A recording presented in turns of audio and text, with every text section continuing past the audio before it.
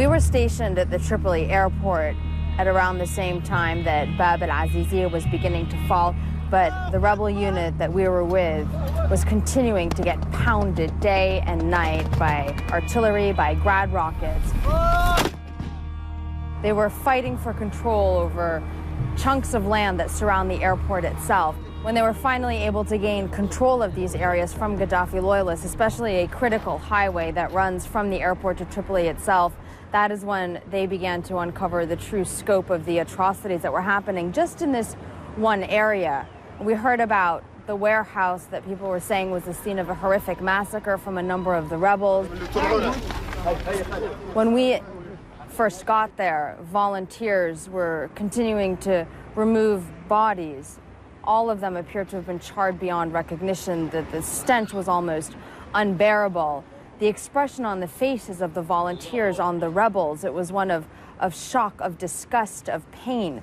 One of the young rebels we were with kept wanting to rush us through because he couldn't handle the emotions that he was going through, seeing, for the very first time, really witnessing with his own eyes the atrocities carried out by the Gaddafi government. We met a survivor there, a man named Munir, and he'd been picked up along with his brother. My brother and I were on the street. They grabbed us and blindfolded us and cuffed us. This warehouse is around 15 by 10 meters, 45 by 30 feet, and Munir says there were 175 people crammed inside here.